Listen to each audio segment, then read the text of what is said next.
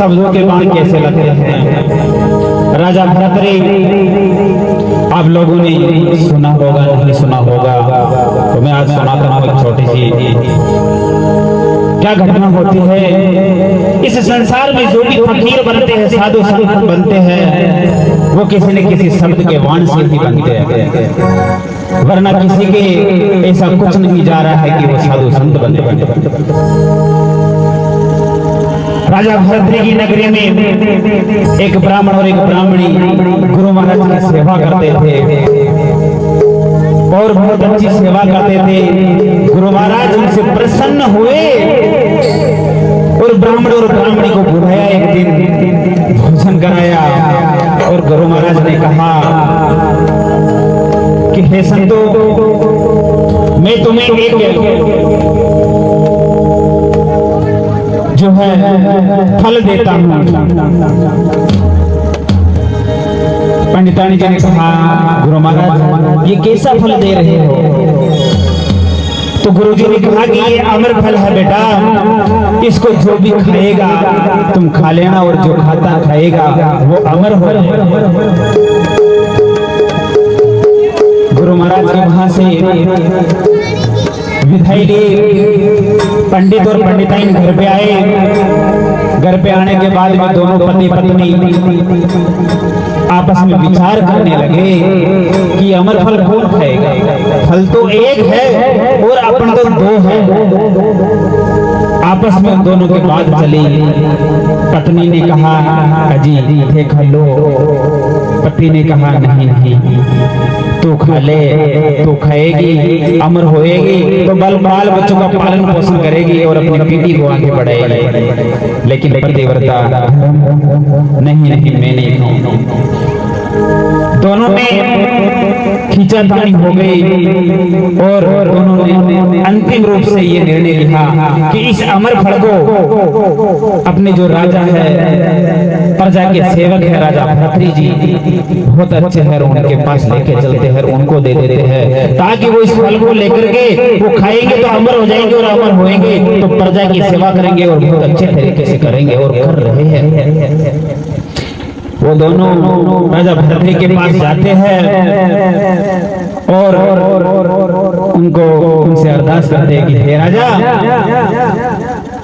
हम भी गरीब हैं लेकिन आपको देने के लिए कुछ लेके आए। राजा ने कहा आप जो भी दोगे सहर्ष स्वीकार है। दोनों ने अमर फल निकाला और राजा भरतरी को दिखा दिया और कहा कि हे राजा, ये अमर फल है और जो इसको खाएगा वो अमर हो जाएगा। और हम दोनों ने निर्णय लिया कि ये फल आपको दे, इसलिए आपके पास लेकर के आए हैं। राजा ने कहा मान का तो पानी भला। राजा ने वो अमर फल ले लिया और दोनों को वहां से विदाई कर दिया। राजा अमर फल लेकर के अपने महलों में उसको अपनी अलमारी या तिजोरी में रख दिया और सोचने लगा कि मैं इस अमर फल को खाऊंगा तो न जाने अमर हो जाऊंगा और कितने वर्षों तक इस संसार के जो नियम है उनकी पालना करता रहूंगा। तो उन्होंने उसको खाना उचित नहीं समझा और अपने महल में रख दिया। शाम को फिर उसने सोचा कि क्यों नहीं ये अमर फल अपनी पत्नी को, अपनी जो प्रेम करती है, अपनी प्यारी है, अर्धांगिनी है, उनको दे दिया जाए। शाम को वो अमर फल राजा भरतरी जी ने अपनी पत्नी को दे दिया। पिंगला को, रानी पिंगला को उन्होंने वो अमर फल दे दिया। पिंगला ने सहर्ष स्वीकार किया और कहा जी महाराज ये क्या है? उन्होंने कहा कि ये अमर फल है और जो खाएगा वो अमर हो जाएगा। तो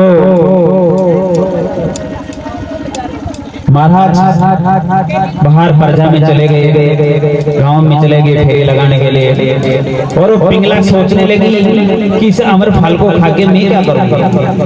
वो जो प्रेम करती थी वही महलों के एक कोतवाल से, और वो कोतवाल को बुलाती है और उसको ये अमर फल देती है कि लो ये अमर फल है, मुझे महाराज ने दिया है, आप खा लो और आप अमर हो जाओगे, आप बहुत अच्छे आदमी हो।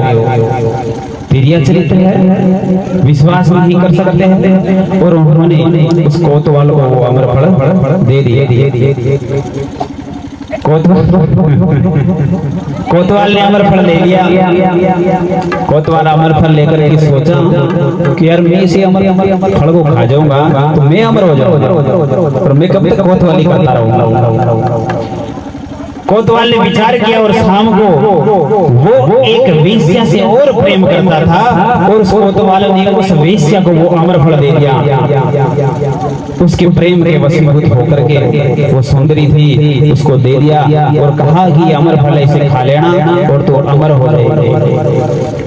ठीक है साहब, राजा भद्री जी वापस महलों में आ गए। वो वेश्या अमरफल को लेकर विचार करने लगी कि मैं जन्म भर वेश्यावृत्ति का काम करती हूँ, और फिर मैं अगर इस अमरफल को खा जाऊंगी तो न जाने कितने दुख मुझे झेलने पड़ेंगे, और इस संसार सागर में कब तक मैं इसे दुख झेलती रहूंगी। अमरफल को खा के उनका जीव, उनका मन नहीं माना। वो बड़ी विचलित हुई और विचलित होकर के वापस राजा के पास गई, राजा भर्तृ के पास, और राजा भर्तृ को कहती है कि हे राजन, ये ना चीज आपको एक छोटी सी चीज देना चाहती है। राजा ने सोचा मान का तो पानी भला वही बात, कहते हैं लाओ। उन्होंने वो अमरफल निकाल के राजा को दिया, तो राजा के पैरों से धरती हिल गई कि ये क्या। उसको कहा कि तूने ये फल कहां से लेके आई। वेश्या ने कहा कि राजा, इस महलों के जो कोतवाल है उनसे मैं प्रेम करती हूँ, और उस कोतवाल ने मुझे ये अमरफल दिया।